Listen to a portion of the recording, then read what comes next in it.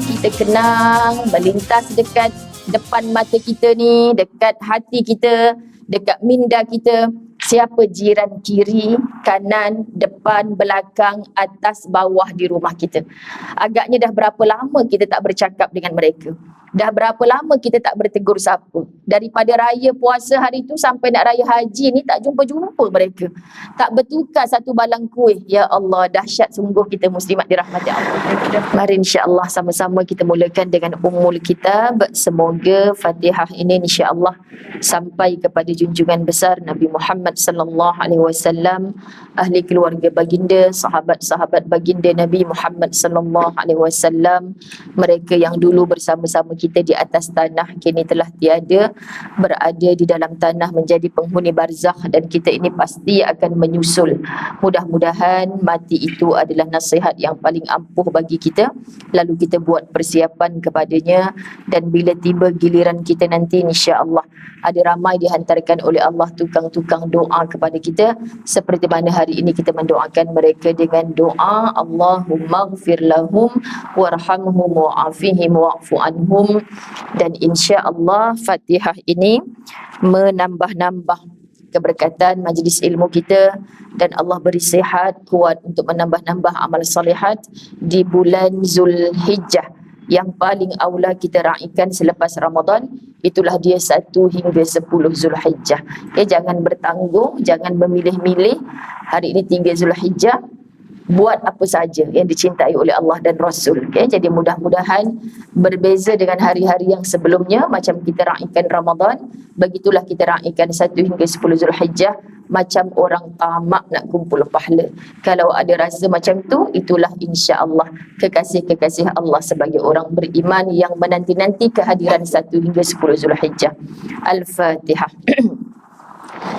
أعوذ بالله من الشيطان الرجيم بسم الله الرحمن الرحيم الحمد لله رب العالمين الرحمن الرحيم مالك يوم الدين إياك نعبد وإياك نستعين اهدنا الصراط المستقيم صراط الذين أنعمت عليهم غير المغضوب عليهم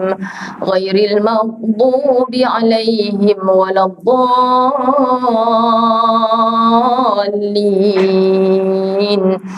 آمين. Bismillahirrahmanirrahim. Alhamdulillahi rabbil alamin, wassalatu wassalamu ala asyrafil anbiya'i wal mursalin wa ala alihi wa ashabihi ajma'in. Rabbi shrah li sadri wa yassir li amri wa ahlul 'uqdatam min lisani yafqahu qawli. Rabbi yassir wa la tu'assir ya karim. Rabbi zidni ilma warzuqni fahma. Assalamualaikum warahmatullahi wabarakatuh. Jasyaka UM. Alhamdulillah, setinggi-tinggi syukur pada Allah Subhanahu wa taala, izin dan limpah kurnianya kita dapat bertemu di Masjid Al-Mu'minun, yang mana lama dah rasanya saya tak hadir, kan? Lebih lama lagi kitab Angan-Angan ke Firdausi, buku yang saya tulis sendiri ni. Kabarnya siapa yang menanda di dalam buku ni adalah September hari tu, kan? September hari tu last kita belajar. Jadi maknanya hampir setahun. Tapi bukan makna September tu last Ustazah datang, sebab kita ada 2 program yang tak menggunakan kitab ni. Kita ambil tajuk khas ketika itu. Okay? Jadi disebabkan banyak sangat program-program luar, jadi bertembung dengan jadual setiap hari Khamis yang keempat petang saya di sini. Jadi hari inilah baru dapat bersama-sama. Kan, dapatnya pula berkebetulan Allah takdirkan ketika kita sedang berada dalam awal Zulhijjah, yang sangat-sangat dituntut kita raikan dengan apa sahaja yang bernilai ibadah. Okay, jadi mudah-mudahan Allah pandang kita, khususnya bagi yang beramal dengan puasa, maka waktu macam ni memang waktu yang paling lemah lah nak datang majlis ilmu. Sebab tu biasanya Ramadan tak ada kelas petang. Kan tak adalah kelas petang Ramadan, kita nak siap-siap buka puasa semua. Tapi cabaran orang yang berpuasa tak di bulan Ramadan, khususnya yang niat sunat lah. Kalau niat wajib tu dia insya-Allah okey-okey saja. Tapi bila dia niat sunat tu, mulalah ada kawan nak belanja kat hotel 5 star lah, kat main kan. Cobaan dia masa aku tak puasa sunat ni ada, kau nak belanja aku kat gerai je, kat sini pula hari ni. Maka nak menguji keimanan kita sungguhlah. Ya, jadi muslimat, harap-harapnya tak ada yang bismikallahumma ahya wa amut. Semuanya kita segar, bugar dan suka bila dah September hari tu kita last buka buku ni. Siapa yang baru pertama kali join di sini ataupun sebelum ni tak tahu, di sini guna kitab Angan-Angan ke Firdausi tulisan Ustazah Muzayyanah, boleh dapatkan kat Jaja, kita ada bawa buku ni. Jadi sambil-sambil baca nanti pada muka surat 88, dah halang Jaja bawa ni, angkat tangan je, nanti Jaja hantar ke meja kita. Kalau tak nak beli nanti balik pulangkan, jangan tulis nama sudah. Kan, jadi maknanya sekarang ni daripada kita tak menyemak, baik kita menyemak muka surat 88. Yang tak ada angkat je tangan. Okay, kalau yang nak beli harganya RM18. Kalau yang tak nak beli tak ada masalah pun. Baik, buka siap-siap muka surat 88. Tapi sebelumnya, sebab daripada September hari tu kita last belajar, saya suka untuk ulang kembali semua isi kandungan sebelum kita jumpa dengan tajuk yang hari ini. Okay, jadi saya bacakan sahaja. Kenapa saya tulis Angan-Angan ke Firdausi? Terbitnya pada PKP yang pertama dulu. Sebab kita melihat sebenarnya syurga Allah tu, ya, sukar untuk direbut. Untuk kita daftar ke dalamnya, untuk masukkan diri kita ke dalamnya sukar. Tapi bila kita baca Angan-Angan ke Firdausi, ramai orang yang respon sebenarnya nak masuk syurga tu bukan susah mana. Khususnya bagi kita orang perempuan. Kerana Nabi yang cakap taat Allah, taat Rasul, taat suami. Bagi yang punya suami, maka muslimat dirahmati Allah, masuklah kita ke mana-mana pintu syurga yang Allah jemput kerana taatnya kita. So saya, ini buku pertama ketika PKP, walaupun sebelum-sebelumnya ada buku-buku daripada penerbit lain. Yang ni saya terbitkan sendiri. Kemudian saya sampai ke sini, baru beberapa minggu saya lancarkan buku terbaru saya bersama penerbit PTS bertajuk Husnuzan. Okay, jadi kedua-dua buku ni ada dengan kita hari ni. Jadi muslimat dirahmati Allah, dalam buku Husnuzan tu dituliskan tugas kita hanyalah taat. Tugas kita hanyalah taat. Takdir biar Allah tentukan. Taat ni penat. Taat ni penat. Jadi anak yang taat kepada orang tua penat. Masa kita kecil-kecil dulu, muslimat dirahmati Allah, nak jadi anak yang taat senang. Ayah suruh mandi cepat, mandi, pergi sekolah, pergi belajar betul-betul, dapat straight A, senang. Tapi bila orang tua kita dah mula menua, dalam tua, uzur, bahkan nyanyuk, ujian Allah untuk dia adalah ujian untuk kita juga. Subhanallah, susahnya untuk menjadi anak yang taat. Kan, untuk menjadi isteri yang taat pun begitu. Kan dulu-dulu masa anak tak ramai, kita rasa kita macam taat je dengan suami. Lepas tu anak pertama kerenahnya macam ni, anak kedua begitu, kan rasa macam anak tu pula jadi punca sumber untuk kita bergaduh dengan suami. Dah rasa penat untuk taat. Okay, sahabat-sahabat, menjadi hamba Allah pun begitu. Lagi kita taat kepada Allah dan perintah yang dibawa oleh Rasulullah sallallahu alaihi wasallam, lagilah iblis yang tak pernah putus asa mengganggu kita ni lagi kuat kacau. Bukan pangkat prebet saja dah, tapi pangkat general lagi dah. Oh, ni level-level yang makam ibadah dia ni sampai 1 hingga 9 Zulhijjah, puasa tiap-tiap hari ni, memang aku kena cucuk bagi tidur kuliah petang-petang ni, contoh kan muslimat. Jadi bukan senang. Nak taat ni bukan senang. Tapi taat sampai ke akhir hayat, insya-Allah nanti di sana banyak peluang nikmat untuk beristirahat.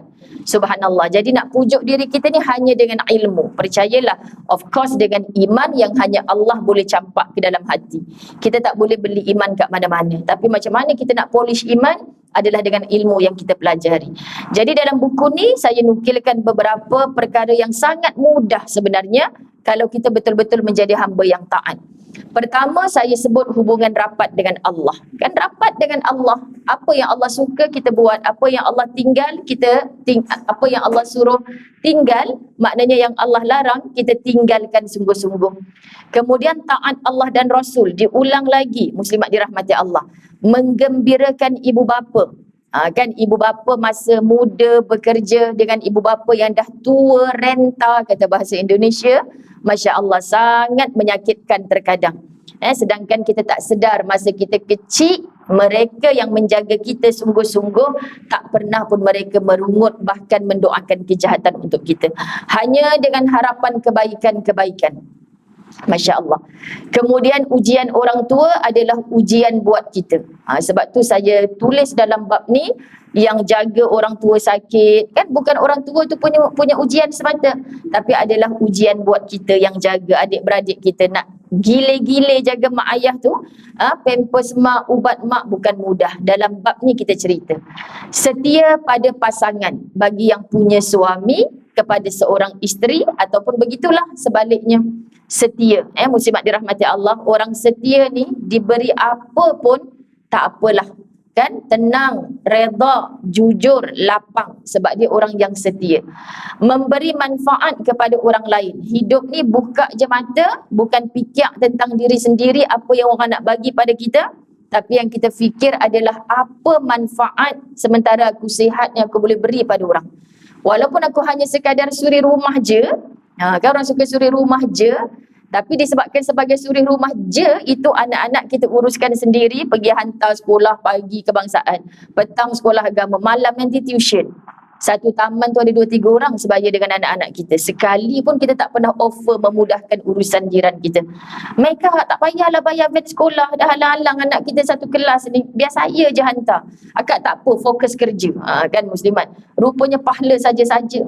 Tapi kita tak, kereta banyak, baki seat tu muslimat dirahmati Allah kosong je. Jadi orang pun cakap kat ustazah beli kereta macam ni buat apa, duduk berdua je kan main. Dia tak tahu kereta kita jadi almari, kereta kita jadi kedai runcit, jadi kedai buku semua muslimat kan, walaupun tak ada orang yang duduk. Jadi maksudnya jangan tak dimanfaatkan. Kamu merasa malu dengan Allah, merasa takut nak hidup dengan nampak macam kelebihan kemewahan, tapi kamu tak manfaatkan untuk orang lain, sangat rugi. Sementara Allah bagi rezeki, sementara Allah bagi sihat. Kemudian sayangi adik-beradik. Kan, walau buat ona macam mana pun, menyakitkan kita sampai bernanah hati kita muslimat dirahmati Allah, takkan putus air dicincang. Betul ke? Saya tulis kat sini, takkan putus air dicincang. Dia suka nak buat peribahasa, lepas tu tersyasyul muslimat. Kemudian Allahumma salli ala Muhammad, kasihi anak murid. Ni saya tulis kasihi anak murid ni bagi orang yang saya rujuk penulisan buku ini daripada buku Bidadari di Pintu Firdausi, yang beliau ni mati tahun 2015 kerana kren tumbang di Mekah, dan beliau adalah cikgu. Masya Allah, ceritanya hanya dengan belanja budak-budak anak-anak murid dia ni air sirap je. Air sirap je setiap hari. Anak-anak orang miskin dia belanja air Milo kotak tu setiap kali van Milo datang. Jadi bila dia dah meninggal, baru orang tahu rupanya dia yang istiqamah bagi kepada anak-anak murid ni. Sebab dah tak ada dah orang sponsor air sirap tiap hari, dah tak ada dah orang sponsor air Milo kepada anak-anak orang susah. Tak ada dah orang yang bayar ni. Ternyata barulah orang dapat tahu dia rupanya. Maka dengan senyap-senyap muslimat dirahmati Allah, dia kasih, dia sayang, dia berkorban segala-galanya untuk nak tengok anak muridnya pandai. Masya Allah. Kita mungkin bukan begitu, tapi kita ada anak-anak saudara, siapa yang selalu anak-anak buah kita, yang bos-bos dekat pejabat, muslimat dirahmati Allah. Gaji is gaji lah, kadang dengar dia susah, kita pun rasa susah sama. Ini orang yang kasih akan anak-anak buah, anak-anak muridnya. Kemudian berbuat baik dengan rakan taulan. Dan hari ini muka surat 88, pelajaran baru setelah beberapa bulan kita tak sentuh buku ni, maka saya nak baca satu persatu. Mudah-mudahan kita dapat manfaat. Subhanallah, jom kita kenang, melintas dekat depan mata kita ni, dekat hati kita, dekat minda kita, siapa jiran kiri, kanan, depan, belakang, atas, bawah di rumah kita. Agaknya dah berapa lama kita tak bercakap dengan mereka. Dah berapa lama kita tak bertegur siapa. Daripada raya puasa hari tu sampai nak raya haji ni tak jumpa-jumpa mereka. Tak bertukar satu balang kuih. Ya Allah, dahsyat sungguh kita muslimat dirahmati Allah. Tak payah bagi tahu Ustazah apa sebab punca kita bergaduh dengan dia. Apa sebab kita masam muka dengan dia. Allah tak nak dengar. Allah tak nak tahu. Allah Maha tahu. Bukan Allah tak tahu kita disakiti kerana kucingnya berak selalu depan rumah kita. Bukan kita tak tahu muslimat dirahmati Allah kan, macam-macam kesakitan yang dia buat pada kita. Tapi kita nak jadi yang katanya Nabi SAW, orang yang paling baik adalah orang yang paling baik dengan jirannya. Biarlah dia buat apa kat aku ni jangan jadi jiran tak baik. Jadi cabarannya adalah sangat sukar bagi orang yang memiliki jiran tak baik. Faham ya? Sebab tu kadang-kadang kalau duduk rumah teres, kita duduk tengah-tengah, yang belah kiri ni yang melebihi macam adik-beradik. Tapi yang belah kanan ni batang hidung tak pernah nampak walaupun setahun, muslimat dirahmati Allah. Kan kalau nampak pun dengar dia buka pintu kita masuk balik. Tu masalah tu, muslimat dirahmati Allah. Jadi kita nak tengok satu persatu. Ingin menuju syurga Firdausi dengan hidup berjiran. Teringat sabda Nabi SAW. Orang yang paling baik adalah orang yang paling baik dengan jirannya. Ini hadis sahih. Okay, jadi kita kena, bila kita tahu ayat Quran, aku kena buat ni perintah Allah. Aku kena tinggal ni larangan Allah. Bila kita tahu itu hadis, maknanya Nabi buat dalam kehidupannya. Masya Allah, ada seorang sahabat kan, bila dia sembelih kambing, dia pergi bagi dekat orang yang jauh-jauh ni. Tapi dia tak bagi dekat jiran dia. Bila ditanya, muslimat dirahmati Allah, sebab isteri dia tak bagi. Tapi bila suami ni ditegur oleh Nabi, walaupun jiran tu adalah Yahudi, ya, walaupun jiran tu maknanya kita berjiran dengan orang kafir lah. Kan muslimat, cuma tak lama lagi nak korban ni, tak payahlah bagi daging korban kat mereka. Tapi macam mana Ustazah, akikah, korban, dah dia tengok kita pasang kemah semua. Muslimat, ulama' berbahas panjang. Ni musim nak korban ni saya kena ulang banyak benda. Semalam, kemarin, ulang juga macam-macam bab. Yang dengar online ni kata Ustazah ni ulang lagi, kami dah faham lah. Kat sini ulang benda lain sebab semalam, kemarin tak sebut pun pasal ni. Jadi maknanya daging korban, daging akikah kita tak boleh bagi kepada yang non-Muslim. Akikah sunat untuk kita buat masak. Kalau korban, dagingnya sunat diagih ketika mentah. Subhanallah. Jadi ketika daging mentah tu kita nak agih, mungkin boleh lari daripada jiran kita yang non-Muslim yang tak faham tu.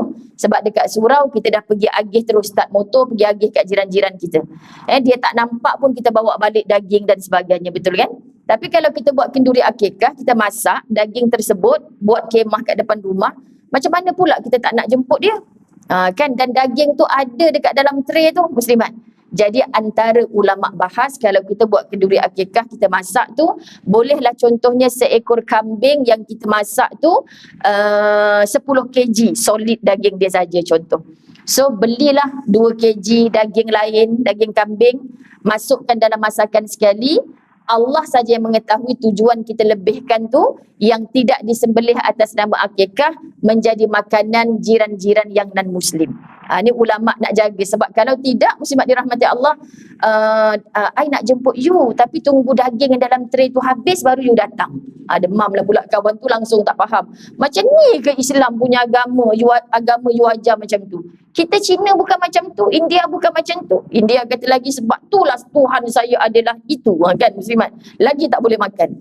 Jadi maksudnya kita kena meraihkan juga.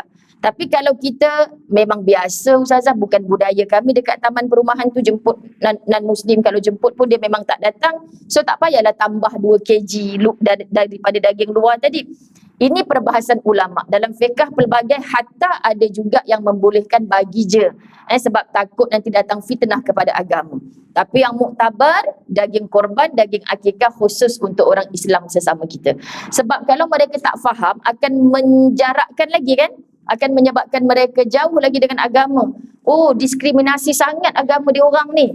Jadi kita nak menjaga supaya akhlak kita menjemput mereka, meraihkan mereka, itu juga ada nilai dakwah. Jadi kitalah yang kena bijak macam mana. Oh, rasa-rasa jiran aku Cina India ni makan setakat 4-5 keluarga datang ni, tak adalah lebih 2 kilo mereka ambil, lauk lain ada lagi. Ikan, sayur, semua mereka nak ambil, tak ada masalah. Yang kita sembelih atas nama korban atau akikah tadi. hanya untuk Muslim. Jadi ini pun dipersilakan untuk luaskan lagi kita merujuk muslimat, sebab ini antara yang ulama bahas. Jadi maksudnya kita kena jaga sungguh kan, sebab apa? Sebab kita sebut nama Allah ketika menyebutkannya. Suci sembelihan itu, masya-Allah. Okay, jadi kita sambung lagi. Yang tadi saya kaitkan sahabat. Jadi Nabi SAW suruh sahabat bagi dekat jiran walaupun jiran tu adalah Yahudi. Allahumma salli ala Sayyidina Muhammad. Ada banyak kisah-kisah dalam hadis yang Nabi suruh kita berbaik dengan jiran. Okay? Hal ini sentiasa dalam dilema bila mana kita hidup berjiran, terutamanya di tengah bandaraya besar seperti Kuala Lumpur, termasuklah orang Subang, kan? Tolong Ustazah, dah macam tembok batu, tak jumpa siapa pun, senyap sunyi lah. Lagi-lagi muslimat yang dinding kita tak jumpa dengan dinding sebelah, seketoi rumah kita saja, kan? Muslimat dirahmati Allah. Lagilah subhanallah, memang susah. Kalaulah dinding tu bertemu, kurang-kurang dengar juga dia bergaduh malam-malam, kan? Jadi besok nampak isteri dia sidai baju mata lebam, kita boleh, ya apa yang akak boleh tolong awak ni, bukan nak masuk campur ni, kalau dah sampai lebam-lebam macam ni akak boleh bantu apa yang patut, kan muslimat?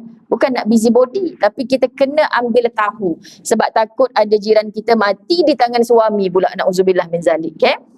Baik, terkadang hasrat bertemu jiran sebulan sekali pun tak kesampaian. Allahu Akbar, terasa kita orang KL ni. Inikah namanya hamba Allah yang bakal ke Firdausi?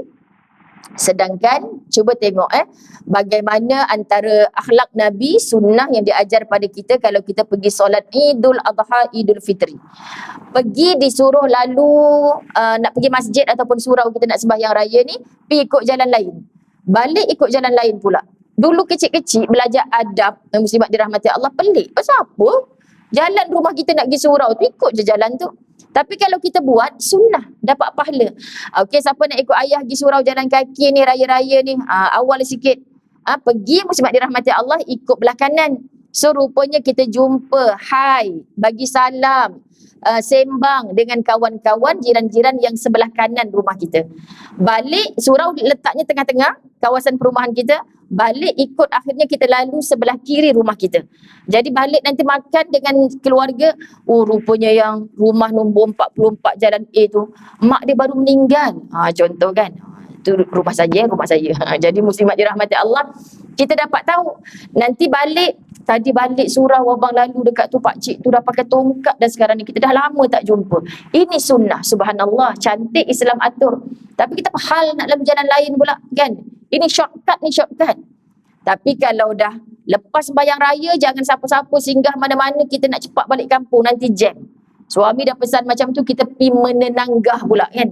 Kau okey ke? Baiklah makan lemang dulu, masuk dalam rumah. Dah balik suami mengamuk, kan muslimat? Tengok keadaan. So kalau kita tak ada apa-apa, kita ikut sunnah yang itu. Jadi tujuannya Nabi SAW dah awal-awal menyiapkan kita ni sebagai orang yang menjaga kejiranan. Jadi kalau kita tak buat sunnah ini, maka hilanglah. Akhirnya, biasa kan di kalangan kita ni, Masya Allah, anak jiran tu dah habis belajar 5-6 tahun luar negara jadi doktor. Dulu bukan acik tengok engkau baru dapat keputusan SPM ke? Dia jadi doktor dah. Nampaknya dah 6 tahun dah makcik ni tak tegur keluarga aku. Sampai begitu sekali dahsyat, muslimat dirahmati Allah. Jadi kalau dulu, kenapa mereka boleh buat sunnah begitu? Sebab mereka tak berkenderaan. Nak pergi masjid sangat dekat, jalan kaki saja. Jadi hari ni dah kita sedar diri keadaan kita macam tu. Janganlah tak pergi solat Jumaat orang lelaki seminggu sekali. Di dalam karyah kita sekurang-kurangnya jumpa seminggu sekali. Janganlah tak pergi solat berjemaah walaupun paling kurang satu waktu, supaya kita dapat lebih akrab bertemu. Muslimat lebih-lebih lagi yang pencen-pencen. Dah pencen, pokcik-pokcik tak pergi masjid juga. Buat apa pokcik-pokcik tak pergi masjid? Sebenarnya dah tua, masih sehat, masih boleh berjalan kaki, pergi masjid, muslimat. Kat situlah dia jumpa jiran-jiran. Logik akalnya dalam seluruh taman ni, aku yang akan mati dulu berbanding orang-orang yang muda-muda ni. Jenazah aku yang bakal diuruskan secepat mungkin oleh ahli karyah ni. Tapi kita mengasingkan diri. Muslimat dirahmati Allah. Jadi cantik dah aturan Allah. Makin tua, makin tak larat pergi bekerja. Jangan tak larat pergi masjid. Sebab bila pergi masjid, muslimat dirahmati Allah, orang nampak seminggu dah haji tu tak datang. Jom kita telefon bini dia, tanya. Sebab telefon dia pun tak jawab. Haji sihat ke? Haji dekat hospital sebenarnya ustaz. Nampak muslimat dirahmati Allah? Barulah kita tahu bila tak datang orang cari. Itu hasil istiqamah. Tapi yang datangnya raya, bila ada korban sebab nak rebutkan daging batang pinang baru datang, muslimat dirahmati Allah, orang memang tak sedarlah kehadiran kita ni. Okey? Dan nak kata budaya pun tak sihat juga budaya ni. Tapi kita kena sedar diri keadaan di Malaysia ni. Contoh kejiranan, masjid, surau. Bila dengar ada orang meninggal, orang akan tanya, siapa meninggal tu? Halah pakcik yang selalu sembahyang duduk atas kerusi tu. Ya Allah, okey aku balik pada pejabat nak pergi ziarah. Orang ambil cakna muslimat. Kita nak urus jenazah dekat mana ni? Dekat masjid ke dekat surau rumah kita ni? Semua orang macam sibukkan diri untuk sama-sama membantu. Tapi kalau muka tak pernah nampak dekat masjid, orang macam buat dek je. Ini pun adab yang tidak baik sebenarnya. Sebab saya pernah satu ketika ada kematian kan taman kita ni, jom pergi. Alah ustaz, masa dia hidup surau ni pun tak pernah datang, tak payah pergilah. Jadi di pihak kita ni, ustaz pun tak boleh macam tu. Nabi kata dengar kematian kita kena pergi. So kita bawa jiran-jiran pergi muslimat. Bahkan kita raikan dengan, kalau di surau rumah saya tu setiap kematian kita akan bagi sejumlah duit kepada keluarga. Dia nak buat tahlil malam ni dekat surau ke dekat rumah dia. Kita raikan. Jadi maknanya bukan dia yang belanja. Kalau nak ikutkan jumlah yang kami bagi tu tak cukup lah dengan caterer sekarang satu kepala berapa ringgit kan. Tapi raikan. Raikan tu bukan maksud kita syok dengan kematian bapak dia tu. Tapi sebab rumah tu ada kematian, kita keluarkan duit surau sejumlah. Ni kalau kita nak buat kenduri kat surau setakat nasi lemak sebungkus, malam ni boleh lah. Tapi kalau akak nak top up, akak bawa lah caterer sebagainya. Tapi surau okey je kalau buat nasi lemak sebungkus. Ni bajet ni cukup dah. Oh kami tak buat ustaz tahlil-tahlil ni. Tak apa, tak buat, kami serahkan. Mana tahu nak buat sedekah dekat mana-mana atas nama arwah ayah. Bukan mereka yang keluar duit. Alhamdulillah ada jiran mati lagi, malam ni mesti nasi biryani. Tembok benar perangai jiran macam tu muslimat. Asal ada orang mati dia yang happy sebab rasa 7 malam makan free dekat surau. Tu masalah lah penyakit macam tu kan. Baik, betul semua orang sibuk dengan urusan masing-masing. Urusan dunia khususnya, masya-Allah kan, sebab 30-an, 40-an tengah kemuncak kerjaya. Memang jarang nak jumpa kat masjid surau. Kita akui, jadi kita minta tolonglah supaya Allah panjangkan umur kita dan masa sihat. Pencen dah, alasan apa lagi tak datang surau masjid? Allahu Akbar ya Karim kan muslimat. Jadi kita dah memang otak kita nak diarahkan kepada akhirat, bukan dunia lagi. Mari kita ubah. Andai kita sibuk dengan kerja, keluar rumah pagi dan balik ke rumah hanya pada waktu malam, paling kurang aktifkanlah laman sosial kita seperti menyertai grup WhatsApp Taman Perumahan. Itulah yang Ustazah Zai mampu buat je setakat ni. Faham ya maksudnya muslimat je tu? Kan nak pergi surau pun dah tak macam dulu. 7 pagi dan la tahzan kan muslimat dirahmati Allah. Kan kalau pergi memang dulu-dulu lepas sahaja subuh dengan ustaz memang dia ngetih banyak tempat. Sekarang ustaz tak bagi, awak tak payahlah ikut abang ngetih pagi-pagi. Kenapa bang? Penat abang ajak orang ambil gambar, ajak orang ambil gambar. Jadi dia suruh ngajarlah tahzan je. Betul juga tu, sebab dulu syok pergi sarapan sana sini muslimat. Jumpa mokcik-mokcik dekat masjid, tak jumpa dah ustazah sekarang. Saya rindu nak bayarkan sarapan pagi ustazah. Rugi juga tak sarapan kat luar ni, tak ada orang bayarkan dah. Sebab muslimat dirahmati Allah, memang kita dah jarang. Tapi teguh. Lama dah tak jumpa ke kanda bonda kan. Subhanallah. Dalam grup taman tu kalau kita aktif, kita boleh nampak, boleh baca. Dulu dia kalau orang bagi salam, dia orang pertama jawab. Nanti kita PM tepi, kak, rumah si Polan ni kan sebelah rumah akak. Lama tak nampak dia aktif dalam grup. Dia okey ke, dia sakit lah ustazah sekarang. Cari masa nak pergi ziarah. Muslimat dirahmati Allah, sebab kita dah ada teknologi yang macam ni. Kita dah ada peluang. Kalau kita tak boleh nak ziarah rumah ke rumah, kita tanya khabar seminggu sekali. Kekanda bonda, jiran-jiranku sayang, semua sihat ke? Makasih ustazah tanya khabar kan. Ada seorang kawan kita ni masuk hospital, ustazah tahu tak? Tahu sebab ustaz balik surau cerita. Ya Allah, mudah-mudahan Allah bagi berkat masa nak pergi ziarah insya-Allah. At least kalau ada dalam tu muslimat, sebab dulu pernah saya pun keluar daripada grup. Dia ada macam-macam grup lagi dalam taman ni. Tapi saya tinggalkan satu grup. Yang grup satu lagi tu aku memang tak boleh masuk grup ni. Pokcik-pokcik pencen macam-macam hal tulis kat situ. Macam-macam share muslimat. Macam-macam dia nak bertekak dalam tu pun ada. Jadi memang abang seorang lah duduk dalam grup ni. Saya kalau duduk dalam grup ni memang berasap telefon ni kan muslimat. Jadi yang satu ni saya duduk dalam muslimat je, saya tahulah makcik mana yang tak sihat, makcik ni mana. Alhamdulillah. Kalau kita keluar terus, lagilah dah lah tak bertegur siapa jiran kiri kanan ni. Nak jumpa pun payah. Grup pun tak join, muslimat dirahmati Allah. Macam mana kita nak kata kita adalah jiran yang baik? Tak mungkin, okay? Baik, sekurang-kurangnya dengan cara itu kita mengetahui perkembangan jiran tetangga. Yang tua kita santuni, yang muda kita sayangi, yang sakit kita ziarahi, yang gembira kita turut merai. Ini tujuan kita berjiran. Yang gembira kita raih dengan keikhlasan. Bawa kuih setalam, sungguh-sungguh ya Allah, tambah lagi nanti bakal doktor kat taman kita ni. Kok kita sakit-sakit tak pergi klinik, di rumah kau aje dah, ramai sangat anak kau doktor. Memang kita syok tengok kejayaan anak dia. Bukan kita bawa kuih satu talam, balik bertalam-talam kita ngumpat. Bismillah dirahmati Allah. Rasa anak dia tu meniru masa peperiksaan tu kan. Rasa dapat beasiswa tu sebab kabel bapak dia tu, maklumlah pegawai kerajaan besar kan muslimat. Bawa kuih satu talam, rupa-rupanya balik membawang bertalam-talam. Inikah jiran yang baik? Tak. Dia jemput kita kerana dia berduka, kita turut duka sama. Allah bang, terasa macam mak kita yang meninggalkan. Tak ada dah makcik tu pagi-pagi siram pokok bunga depan rumah dia. Tak nampak dah kita, Masya Allah. Anak dia bahagia, gembira, kita turut gembira. Kan awak ni sengih dari tadi pasal apa? Ya Allah bang, kecil-kecil kita hantar dia pergi sekolah. Dapat 10A, rupanya tak lama lagi nak pergi luar negeri. Anak orang tu bukan anak kita. Tak apalah bang, dah macam anak kita juga dah. Ini hati yang sihat.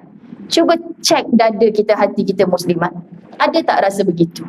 InsyaAllah walaupun kita bukan orang yang menenanggah selalu ke tetangga-tetangga kita, tapi kita adalah jiran yang baik. Tapi kalau asal nampak kereta baru lagi ke bang, merompak kot malam tadi tu. Tu memang bukan jiran yang baik. Muslimat dirahmati Allah, sebab hatinya sedang berpenyakit. Penyakit kronik tu ICU terus dah tu. Allah ya Karim. Paling penting, acap kali melihat namanya atau apa saja kecintaannya. Kita ni, kalau kita nampak nama dia, kalau saya buat live pagi-pagi kuliah tu, nampak nama jiran pun dah bahagia dah. Alah, Kak Siti Rohana, dia ada ni kot dalam. Kak Siti Rohana, ni jiran saya ni, rumah dekat belakang tu, dekat dengan LRT, sihat ke? Lamanya kita tak jumpa. Gaya bercakap tu macam duduk beratus batu muslimat. Padahal boleh jalan kaki je di rumah dia, tapi nampak nama dia dah cukup bahagia dah. Kemudian pergi beli kuih petang-petang. Ya Allah bang, ingat lagi makcik yang selalu datang surau tu. Dia kalau kuih lepat ni memang cukup suka. Ada doa. Dengan teringat tu muslimat, sebenarnya ada doa. Melihat namanya, apa sahaja kecintaan yang dia suka, kita turut suka sama. Ada tahu makcik tu suka, belilah. Nanti singgah sangkut je dekat pagar rumah dia. Muslimat, ini cara orang bandar berjiran. Sebab kalau nak suruh dia ni, alah ustazah Hacik ada dekat atas ni, sakit lutut nak turun pula, sangkut aja dekat pagar. Tak apalah, aku jumpa pagar pun bahagia walaupun tak jumpa orang dia. Begitulah caranya muslimat. Jangan tak ingat langsung. Akan terbit satu doa kebaikan untuknya. Tak beli lepat tadi tu sebab tahu Acik tu tengah tak sihat. Lepat-lepat ni semua dah tak makan dah dia ni. Kita pun masuk dalam kereta. Ya Allah bang, sakit dia sekarang. Kita doa sama-sama, mudah-mudahan Allah bagi kebaikan untuknya.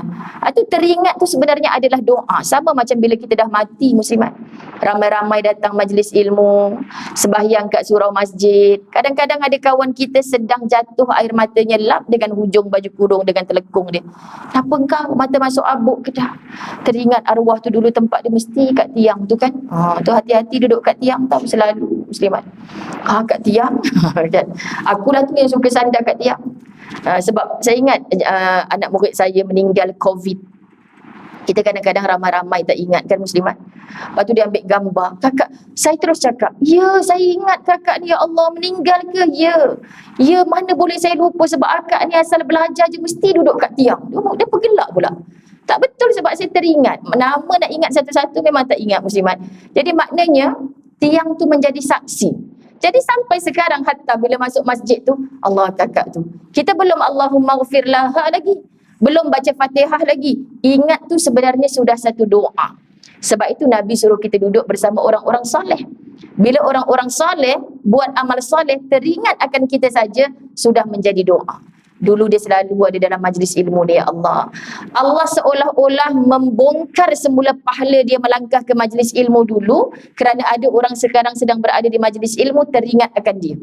Tu belum lagi Ustazah sebut Fatihah ni kita hadiahkan kepada kawan-kawan kita yang dah meninggal dunia, yang dulu bersama kita. Belum lagi. Masya Allah, patutlah Nabi suruh berkawan dengan orang-orang soleh. Harumannya, macam kita berkawan dengan penjual minyak wangi, harumannya tu akan sampai melekat. Abang pakai minyak wangi ke? Taklah. Oh, ni sebab pagi tadi abang lepak kedai kawan abang jual minyak wangi tu. Tak bawa balik satu botol. Tapi sebab lama sangat lepaknya melekat dekat kita muslimat. Samalah suami kita tak merokok, kawan dengan lelaki merokok. Abang merokok ke ni kan? Suka nak fitnah orang. Mana ada abang merokok? Kita cium-cium baju dia. Oh yelah abang duk lepak dengan kawan abang merokok tadi. Kita tak suka bau tu. Yang wangian tadi suka. Rupanya kita dapat tempias kebaikan. Yakninya doa-doa. Ni sebab kita disuruh pilih. Itu maksud memilih kawan. So bila kita ajar anak kita untuk pilih kawan yang baik, cerita-cerita ni kita kena sampaikan. Kita tak tahu sayang, kamu belum tentu tua macam ibu. Ibu ni dulu masa muda-muda pun tak ingat sangat nak pergi masjid surau. Tapi Alhamdulillah Allah bagi ibu sampai ke umur macam ni. Tak ada tempat lain dah rumah kedua ibu, masjid lah apa lagi. InsyaAllah kalau ibu mati ramai kawan-kawan ibu nak doakan. Kamu kalau ditakdirkan Allah tak panjang usia, siapa nak doakan? Kalau kawan dengan kawan-kawan mak rempit, takkan tengah press tu doakan kamu yang tengah mati merempit juga. Tak ada je. Jadi kamu kena cari kawan-kawan yang baik. Sambil dia nak belajar, bismillah nak jawab periksa, mungkin jatuh air mata dia teringat. Dulu kawan aku tu study group sama dengan aku. Kan mesti dia teringat pada kamu. Jadi kita ni disuruh cari kawan yang baik. Ini tujuan muslimat dirahmati Allah.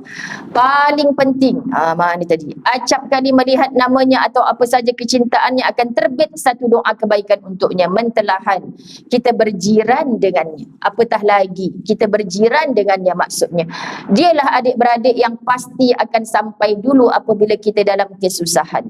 Hargai jiran, usah sakiti mereka. Kita ada adik-beradik, seorang kat Penang, seorang duduk London, seorang kat Singapura, muslimat. Tiba-tiba kita sesak nafas, suami kita telefon mereka ni. Aku ni dah tengok tiket ni malam karang baru ada tiket. Ni kakak dia ni sesak nafas pukul 3 pagi. Malam karang baru ada tiket, sampainya pukul berapa. Nak tak nak jiran sebelah rumah lah juga. Dah tak bertegur sebab kucing dia berak kat rumah kita kan. Dah berbulan-bulan tak tegur. Last-last kita pun dial dia. Kak, minta maaf, ada kat rumah yang kawan tu buang tabiat ni telefon aku. Rupanya ada emergency pukul 3 pagi. Nak cari siapa muslimat? Orang sebelah yang paling dekat. Orang sebelah yang paling dekat. Itulah yang berlaku ketika almarhum abang saya 20 tahun dulu meninggal dunia dalam tidurnya kan. 35 tahun. Anak kecil ni umur darjah 5. Maknya suruh pergi dekat rumah jiran-jiran, ketuk pintu. Mak telefon orang tak jawab, ketuk pintu. Budak sekecil itu yang saya jadi saksi, penakut punya anak sulung yang begitu manja dengan ayahnya. Tiba-tiba pukul 3 pagi boleh ketuk pintu jiran. Bapak saya tiba-tiba pengsan. Padahal isteri tak sanggup nak bagi tahu bapak tu dah meninggal, dan muslimat dirahmati Allah dalam tidurnya. Jadi tak panggil kami. Isteri halau kami tak sampai lagi, tengok bila sampai jiran ada dah panggilkan doktor datang rumah. Subhanallah. Okay, jadi sebab tu kita tak boleh bergaduh dengan jiran yang terdekat. Biar dia pun nak gaduh macam mana. Dia gaduh dengan kita, kita tetap balik pasar malam singgah bagi kat dia. Nanti bila kita minta tolong, emergency macam tu, kita tak malu dah. Dia kalau jadi emergency, dia malu nak minta tolong kita.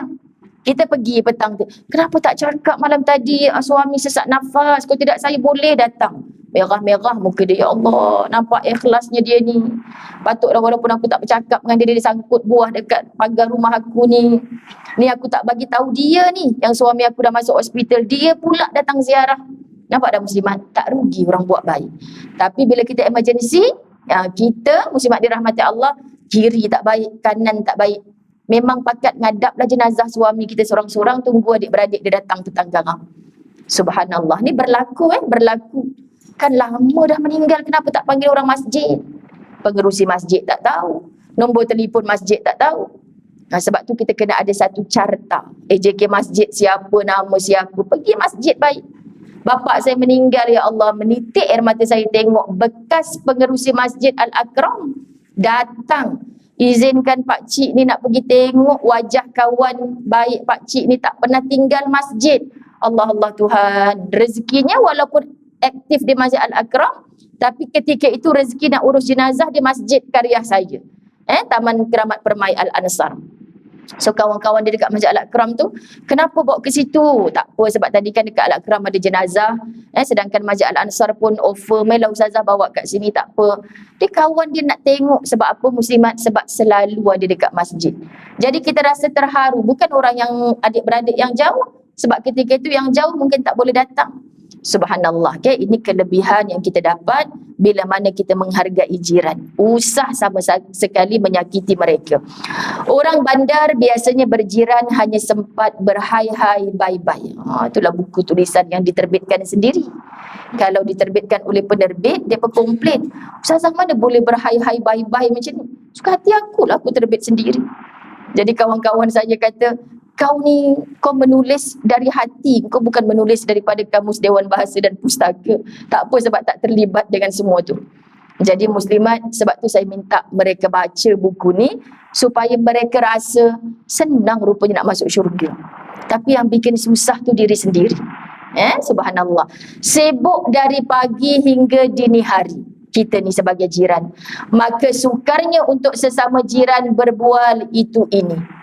Subhanallah, patutlah Nabi SAW amat menggalakkan penuhi rumah-rumah Allah, yakni masjid dan surau untuk setiap 5 waktu sehari semalam solat berjemaah. Bayangkan, setiap waktu solat kita bertemu jiran-jiran kita. Kita orang perempuan muslimat, kalau tak mampu buat yang ini, subhanallah, tolong gesa suami kita, gesa pujuk anak-anak lelaki kita, pergilah ikut ayah pergi masjid tu, kan. Alah, nantilah bila dah pencen macam ayah pun dah pencen baru pergi masjid kan bu, kan. Ya, sebab ayah sempat tua, kalau kamu tak sempat tua macam mana, kan muslimat. Jadi gerakkan, walaupun dulu kita tak ke masjid masa muda, kan pesanan Tuan Guru almarhum Tuan Guru Harundin, pergi masjid sampai ke tua, bukan dah tua baru nak pergi masjid. Masya Allah, kita terbalik kod semua daripada apa yang ulama buat. Budaya baik di Malaysia yang patut kita teruskan. Saya sebut budaya sebab kadang-kadang jadi gaduh benda ni. Perkara khilaf macam ni kan. Siapa yang dekat Malaysia ni memulakan lepas solat bersalam-salaman? Rasulullah tak buat, ini bid'ah. Aduh, penat nak jawab muslimat dirahmati Allah. Sebab tu saya sebut budaya. Memang Nabi tak buat. Tapi budaya di Malaysia ni sahabat, kalau kita bersalam-salaman lepas solat, teruskan aja. Tak ada pun benda tu tak baik. Ini ada yang memang selagi Nabi tak buat, tak ada dalilnya lepas solat, kena berdoa, kena berwirid, kena bersalam. Saya habis je bagi salam, saya akan bangun tinggalkan. Marah pula mikrofon ni jap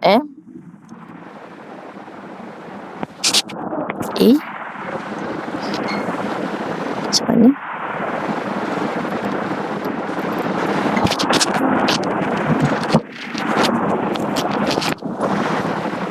Hari ni kita banyak sangat. TikTok ada, Facebook ada, kan? Apa lagi? IG ada, kan? Mokcik-mokcik record sikit-sikit nanti hantar dekat WhatsApp jiran pula, kan? Macam-macam ada. Muslimat kalau tak pandai juga tak tahulah. Sekian dimaklumkan. Jadi nak sebutnya subhanallah, budaya yang begini, saya sebut perkataan budaya, jangan kita terkesan bila orang kata, cuba kau bagi tahu aku yang kau wirid doa bersalam-salaman lepas solat ni, mana dalil Nabi bagi tahu? Tak ada kan? Ni bid'ah ni. Kita sengih je lah muslimat, sebab orang macam ni kita cakap lah macam mana pun dia tetap dengan kepala otak yang begitu. Sekian dimaklumkan, faham ya? Jadi kita cakap kat dia, cuba tengok, budaya baik di Malaysia yang patut kita teruskan adalah bersalam-salaman setiap kali usai solat berjemaah. Ini bukan sia-sia, bukan sia-sia. Habis tu akak lepas-lepas solat tu tak wirid, tak zikir, terus masuk kereta, akak buat apa? Akak baca WhatsApp lah, apa lagi? Kan 4 rakaat tadi banyak WhatsApp masuk ni tak baca. Itu bagus ke muslimat? Nabi suruh ke tu? Tak juga Nabi suruh, tapi dibuat. Padahal jelas sia-sia. Wirid tadi, zikir tadi, bersalam-salaman tadi bukan benda sia-sia walaupun tidak ada nas yang jelas. Jadi orang sekarang ni mengaji, saya pun tak faham macam mana muslimat dirahmati Allah. Nabi tak buat. Siapa suruh puasa 1 hingga 8 Zulhijjah? Gini sajalah, mampu buat, tak mampu jangan dengan ini diumumkan ketua muslimat masjid je, tapi tak buat pun puasa 1 hingga 8 Zulhijjah. Kau siapa nak perli-perli orang? Bukan benda tu wajib, Bukan benda tu sunat yang jelas ada hadis sahih. Yang acik buat 9 hari puasa ni pasal apa? Pasal saya nak makan pun dah tak lalu ustazah, baik puasa. Itu yang dah tua-tua. Yang muda-muda lebih kurang usia ustazah, nak diet asyik tak dapat ni ustazah, baik puasa. Akak niat diet ke niat puasa malam tadi? Niat nak puasa dah ustazah, ada sempena 10 hari Zulhijjah ni. Mudah-mudahan lah dapatlah aku turun 0.0008 kg kan, sahabat-sahabat dirahmati Allah. Jadi dia niat puasa, bukan niat nak diet, bukan niat nak begitu. Sebab apa? Sebab sempena hari yang walayalin ashr, disuruh kita beramal solehat. Jadi bukannya wajib. Yang jelas hadisnya sahih disuruh berpuasa 9 Zulhijjah. Jadi kalau yang berpuasa 8 hari, 9 hari tu tak puasa semata-mata sebab nak balik kampung, memang teruk berbenau lah. Faham tak maksud? 8 hari tu kalau akak nak puasa, insya-Allah pahala tak haram. Habis tu yang ada orang kata bid'ah tu semua sebab Nabi tak buat. Itulah yang demam kita muslimat. Maksud amal soleh dalam 10 hari ni termasuk puasa jika kamu mampu. Jadi kita nak sebut bukan sebab Nabi buat 9 hari berturut-turut, bukan. Yang Nabi cakap ketika orang berwukuf di Padang Arafah, kita kat sini tak berada di Padang Arafah, sunat besar pahalanya kalau kita berpuasa pada 9 Zulhijjah. Whatever lah, penat nak balik kampung Pantai Timur sampai 25 jam atas jalan, bawa siap-siap untuk berbuka puasa. Saya nak balik Kulim 9 Zulhijjah ni memang dijangka, tengok jadual aku naik bas ni, memang aku buka dalam bas lah jawabnya. Jangan tak bawa makanan. Muslimat, kami buat korban untuk keluarga saya di Darul Fawaz Kertih tahun ni, tapi saya tak boleh kerana adik ustaz buat haji. Saya nak raikan ayah ustaz duduk sorang-sorang kat utara. Jadi dah pakat tadi saya nak on the way ke sini, macam mana weh, doakanlah weh, tak jam weh, macam tu kan bahasa adik-beradik. Lepas tu ni ada kawan aku, dia duduk dekat Pantai Timur, kalau balik raya dia memang siapkan bekas-bekas kosong. Yang kakak ipar pula tanya, buat apa bekas kosong? Kalau anak aku nak terkencing, senang buang aja dalam tu. Ya Allah, kau biar betul, takkanlah sampai macam tu sekali. Ya kot, adik saya kahwin dengan orang Kelantan pernah 25 jam. Subhanallah, sekarang dia yang jaga tahfiz Kertih tu dan baru dapat anak kembar. Sekarang anaknya diuji, dah seminggu lebih berada di hospital. Jadi berdoa supaya ni adik-beradik nak datang ni, biarlah anak dia keluar daripada hospital. Muslimat sebab nak buat korban dekat Kertih. Jadi Masya Allah, tabarakallah, ini perancangan-perancangan yang kita kata bukan kita nak melampaui Nabi SAW, tapi usaha yang kita nak buat. Kalau kita mampu, kita buat. Kita bukan buat benda haram. Buktinya apa? Yang diharamkan berpuasa hanya 5 hari dalam setahun. Kalau orang duk gaduh sangat, akak ni 3 Zulhijjah puasa pasal apa? Nabi tak buat tau. Kenapa? Haram ke? Tanya je macam tu. Haram lah. Tu orang suruh mengaji, kau datang sekejap, datang kejap tak datang. Cakap je macam tu. Kat mana buktinya haram? Mesti ni hafal sekarang. Kau tulis dekat kau punya ibu jari ni, 1 Syawal. Tu haram puasa. 10 Zulhijjah, haram puasa. 11, 12, 13, haram puasa. 5 hari ni je yang haram. InsyaAllah kalau tak ada hadis pun puasa 1, 2, 3 Zulhijjah tu, kau takkan dihumban ke neraka kerana puasa kau tu. Sebab kau tak cakap, saya berpuasa pada 3 Zulhijjah kerana Nabi berpuasa pada 10 Zulhijjah. Kita tak kata begitu. Sahabat, bila kita buat, kita kena ada pendirian, kita kena yakin dengan amal kita. Ini pukul 3 petang kau puasa, bid'ah tahu Nabi tak buat. Tak apalah, aku nak buka puasa dah sekarang. Dosa ya puasa. Al-Mengongi semua belaka sahabat, ikut je, pelik sungguh saya ni. Tiap-tiap tahun nak kena bagi jelas pasal ni. Tolonglah, kan mengaji, akidah kena mengaji, syariah kena mengaji, adab akhlak kena mengaji.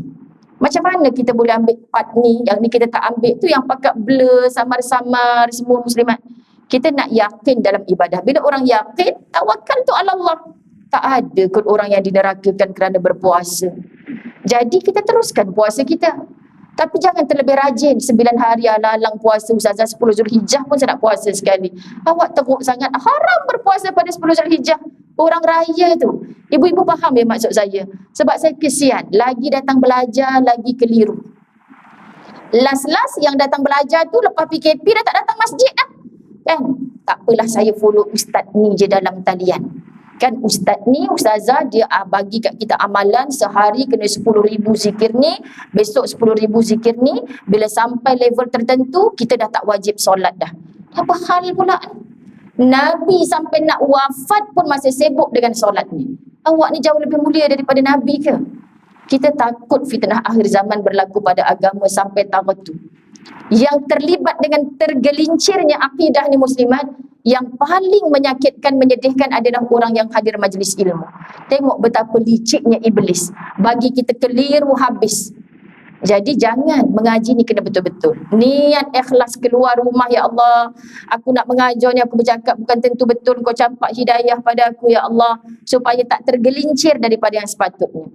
Muslimat yang nak belajar pun macam tu, semoga dijumpakan dengan guru yang mursyid ya Allah, pendapat-pendapat yang muktabar ya Allah, bukan mengajar kelompok-kelompok tertentu saja. Sebab tu saya kata izinkan para guru ni berceramah di tempat terbuka. InsyaAllah mereka tak berani nak mengajar yang pelik-pelik. Kalau tak diizinkan mengajar di tempat terbuka muslimat, kita malam ni 10 orang je datang bawah pokok kat dalam pondok tu, kompong dia bagi ajaran sesat dah muslimat dirahmati Allah. Ingat yang nak datang semua yang pakai kain-kain kuning kat leher, kereta jenis sekian-sekian je boleh. Jangan sebar kat mana-mana grup pun. Pelik dah macam ni. Sebab tu jangan ikut benda-benda yang suka nak menyendiri-nyendiri ni. Kan kita datang dalam jamaah yang besar. Nabi juga menunjukkan dalam jamaah yang besar. Allahumma salli ala Sayyidina Muhammad. Baik, bila kita bersalam-salaman, sepatutnya kita hargai dengan roh yang mulia. Jangan jasadnya sahaja bersalaman, rohnya entah ke mana. Jadi yang berbudaya bersalam-salaman di Masjid Surau, janganlah sambil salam tu jawab telefon, sambil salam tu mata dekat orang lain. Kita salam hulur tangan tu biar mata kita bertentang mata. Lelaki salam lelaki kan satu saf, perempuan salam perempuan. Jangan tunggu depan pintu nak salam suami orang pula. Muslimat dirahmati Allah, tu lagi ajaran sesat mana tu. Kan handsome-nya Pak Imam tu nak tunggu depan pintu lah nak salam dia. Ingat lagi Ustaz Abdul Samad ketika datang dulu, masa tu di Masjid Ibnu Abbas, saya termasuk antara VIP yang dijemput masuk makan dengan dia lah. Dia nak keluar tu muslimat, dia punya bodyguard tu jaga sungguh. Rupanya ada suara-suara di kalangan orang yang rapat dengan dia kata, Ustaz takut.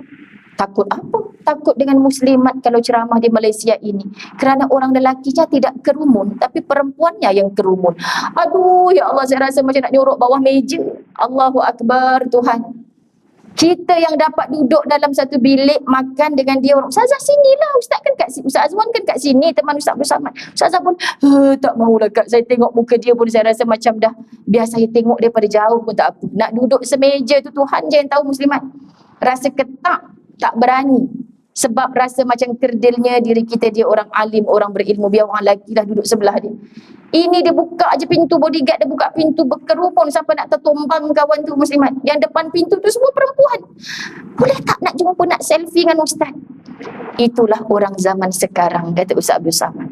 Orang dulu bila berguru, ausini, nasihatkan aku wahai Syekh. Orang sekarang bila bertemu guru, selfie, kan? Jauh sungguh bezanya. Aduh, terasa Ustazah Zain.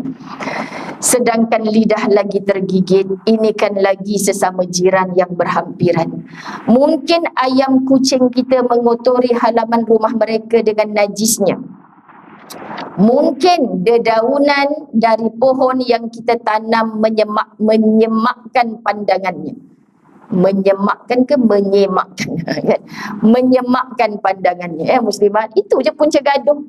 Tanam pokok banyak-banyak Ustazah, daun semua masuk kat rumah kita.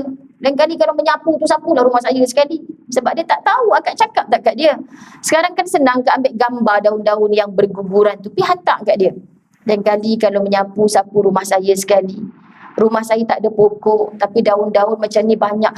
Ya Allah, saya tak tahu pun daun-daun rumah saya sampai kat rumah akak. Dia memang tak sedar diri kadang-kadang muslimat kalau kita tak bagi tahu. So kita jangan membawang dia dekat jiran lain. Pokok besar tak sedar, lain kali sapulah rumah kita. Saya cakap kat dia, akak bagi tahu tak kawan tu? Taklah Ustazah, takkan tak tahu. Memang dia tak tahu kadang-kadang. Sebab dia hanya jaga pokok dalam pagar rumah dia.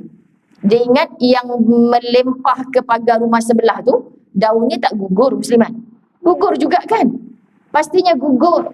Tapi sebab dia tak tahu, terima kasih Kak bagi tahu, lepas ni saya nak panggil tukang kebun, nak potong semua ranting-ranting dahan-dahan yang masuk kat rumah akak. Baru dia sedar Ustazah. Sebab tu kena cakap, dan masa cakap tu cakap elok-elok.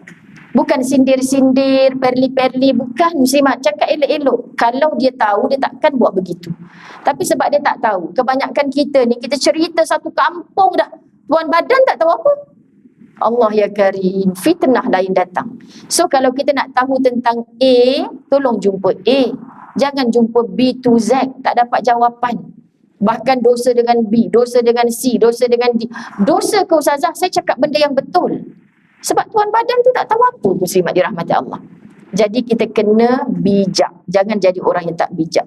Mungkin kita pernah menyusahkannya dalam bab parking kereta dan sebagainya. Mana orang bandar lah. InsyaAllah bukan orang Subang. Gelap pula kat Rozi. Lalu, demi menjaga hati, tak beranilah kita nak menegur perbuatannya. Tiba-tiba sahaja sesama jiran mula bermasam muka dan menjeling benci. Tuan rumah yang dibenci itu tak tahu punca muslimat. Sebab anak dia 7 orang. Bila Sabtu Ahad ke-7-7nya balik rumah taman ni, bayangkan kan, mak, nak jumpa mak sekejap. Nak parking kat mana ni? Susah lah nak parking kereta dekat rumah mak ni. Alah, kau macam tak tahu, kau lahir kat sini, besar kat sini. Kau letak je lah kereta depan rumah cik sebelah tu. Dia bukan keluar tu ni. Lepas tu pukul 2 petang, Alung pula datang. Kau letak je lah depan rumah dia. Angah pula datang, kau letak je lah. Sudah ni satu hari tu 7 kali dia nak keluar tak jadi sebab depan rumah dia ada kereta. Faham ya muslimat? Jadi sebenarnya yang terbaik, kita jangan buat keputusan. Dia tak keluar, macam kita tahu jadual dia nak keluar ke tidak. So kita telefonlah dulu. Kak, anak saya nak datang ni, insyaAllah paling lama pun setengah jam. Kak, dia nak keluar tak? Kalau nak keluar, telefon saya Kak, tolong sebab tak ada parking langsung ni. Tak apa Ustazah, memang saya tak keluar pun insyaAllah. Tapi kenalah berpada-pada. Tadi cakap setengah jam, kopi bantai 3 jam tak keluar-keluar lagi. Kalau nak tambah jadi 3 jam, telefon lagi. Kak, dia nak keluar tak? Tak ada Ustazah, saya tanya je kenapa. Cucu saya ni tidur pula. Kan jadi anak saya ni tak setengah jam, mungkin 3 jam lah kot Kak. Tak apa, saya tak keluar. Saya kan tak pandai bawa kereta. Tunggu suami saya balik nanti barulah saya keluar. Jadi kita dah dapat jawapan. Betul kan muslimat? Kita tak boleh pandai-pandai. Kau parking je depan rumah dia, dia bukan keluar. Dia lesen pun tak ada. Tiba-tiba anak dia pun macam anak kita juga nak datang. Kita selalu buat-buat pandai. Muslimat, sebenarnya itulah orang yang paling tak pandai. Maka inilah hikmah duduk sekampung atau setaman. Bila bertemu di masjid surau pada waktu solat jemaah, marah-marah kita tadi itu tidaklah sempat berpanjangan. InsyaAllah muslimat, jumpa subuh aku geram dengan dia ni. Malam tadi satu malam kereta depan rumah aku. Kan subuh masam lagi muka. Zuhur jumpa lagi, asar jumpa lagi, maghrib ada pula kenduri roti cecah gulai kambing duduk sebelah. Rasa nak gaduh lagi. Tak gaduh dah muslimat. Sebab tiap waktu jumpa kat surau sambil bersalaman, memaksa diri untuk bersembang. Sebab orang lain tak tahu yang dia tengah sakit hati malam tadi parking kereta depan rumah kita. Kawan tu kata, pakcik ni tak sihat ni, kau pergi ambilkan roti kat dia, gulai kambing sikit letak depan dia. Dalam hati kata, aku malam tadi tengah marah kat pakcik ni, aku pula kena ambil gulai kambing kat dia. Tapi sebab berjemaah di masjid surau, muslimat dirahmati Allah, Allah create satu keadaan tak jadi bermusuh. Nampak Jadi subhanallah, kan kita nak situasi yang macam tu, Allah jaga kita. Hari Selasa lepas, kitab di balik tabir kematian di Masjid Marudiyah, ramai yang menonton muslimat dan ramai yang menangis kerana dibacakan beberapa ayat Allah dan hadis Nabi tentang orang yang ada musuh. Orang yang hidup ada musuh, maknanya dia mati tu memang dia ada musuh. Maknanya dia tak bertegur siapa, putus silaturahim. Ya Allah, dahsyat. Allah tak pandang amal solehnya yang lain sebab dia mati dalam keadaan putus silaturahim. Tak layak syurga untuknya. Kalaupun kita tak bercakap dengan kawan kita tu muslimat, bukan kerana hati ada benci. Bila hati ada benci, itu maksud permusuhan. Habis tu yang tak cakap tu kenapa? Dah memang tak pernah jumpa Ustazah. Kita keluar, dia balik. Dia balik, kita keluar. Raya setahun sekali baru bercakap. Akak benci kat dia ke? Tak. Akak kalau beli barang apa memang akak letak kat tembok rumah dia, alhamdulillah, walaupun tak bercakap. Kalau tak ada benci itu bukan bermusuh. Yang bermusuh ni muslimat dirahmati Allah tak boleh salah sikit, Allahu Akbar, marah-marah, jadi takutlah kalau mati masih ada musuh. Clearkan. minta maaf. Dia tak maafkan, itu antara dia dengan Allah. Yang penting Allah tahu dah kita memang menyesal, tak nak bermusuh dah dengan siapa-siapa. Saya merayu yang hadir majlis-majlis ilmu ni, tolong jangan ada musuh dengan sesiapa. Sebab muslimat, kalau kita nak berkeras hati, nak maafkan macam mana Ustazah? Dia dah perhabis-habis harta mak bapak saya. Contoh muslimat, adik-beradik yang gaduh dengan kita tu, pandang je mereka tak tahu. Kita ni dipilih Allah hari ni untuk mendengar benda ni sebab Allah sayang kita. Jadi biar kalau mereka nak memusuhi kita, jangan kita memusuhi mereka. Sempit kubur. Jatuh kita daripada titian sirat. Tak ada kita menuju syurga, bahkan dinerakakan bila kita bermusuh dengan orang. Ni paling saya sayang. Saya sayang sangat, sebab tu saya tahu datang masjid tutup aurat, sembahyang tak tinggal, tiba-tiba bermusuh dengan orang. Hanya sebab kucing orang tu berak depan rumah kita. Tu je. Tak logik sungguh. Ada satu jiran yang diceritakan muslimat, sahabat Nabi sampai minta nak pindah daripada rumah. Dia punya jahat Yahudi ni, dia buat saliran najis dia melalui depan rumah jiran tu. Faham ya? Dahsyat tu. Bayangkan sebab dulu-dulu bukan tandas masuk dalam ada loji khas kan, bukan.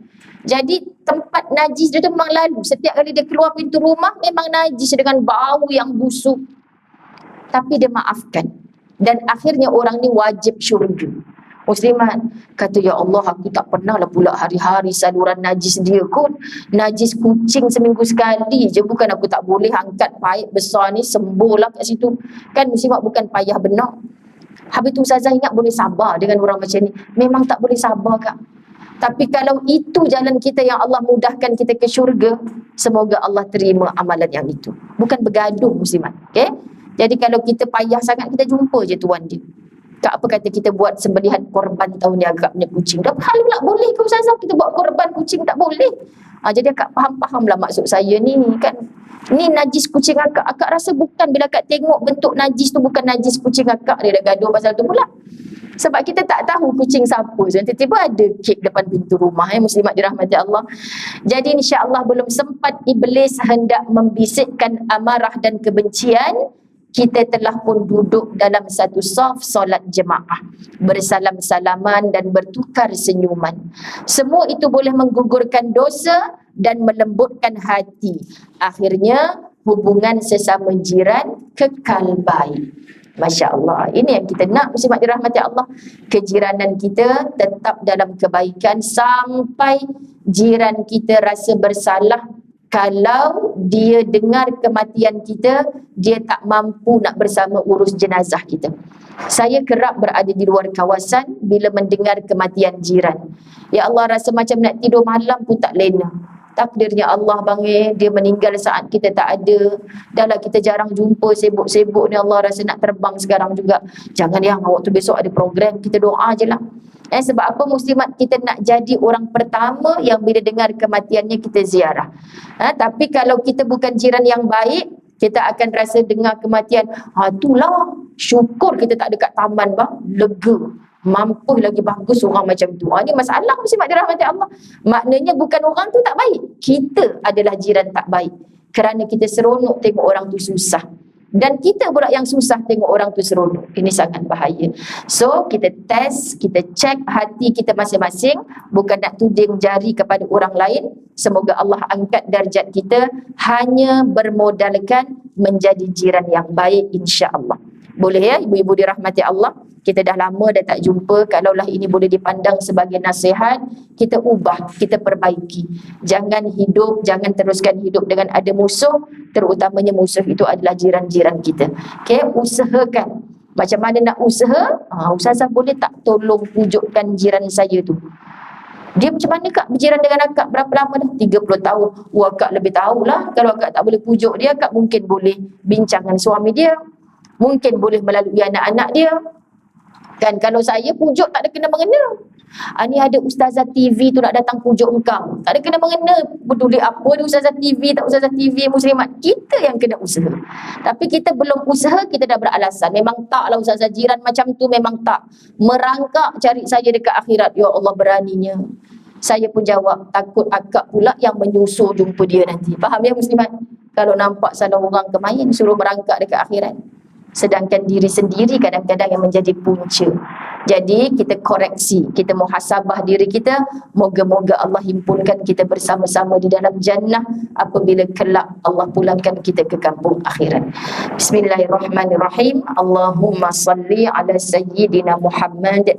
Ya Allah, ya Rahman, ya Rahim, beri kami faham dalam agama, beri kami petunjuk, hidayah dan taufiqmu agar mampu kami beramal dengan ilmu yang kami pelajari ya Allah.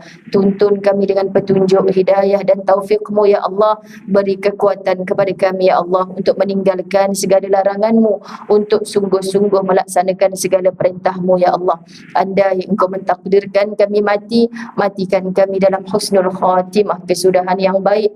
Matikan kami dalam radiyatan mardiyah, matikan kami dengan qalbun salim, hati yang benar-benar sejahtera ya Allah. Rabbana atina fid dunya hasanah wa fil akhirati hasanah wa qina adzabannar. Wa sallallahu ala sayyidina Muhammad walhamdulillahi rabbil alamin. Terima kasih banyak. Wabillahi taufik wal hidayah. Assalamualaikum warahmatullahi wabarakatuh.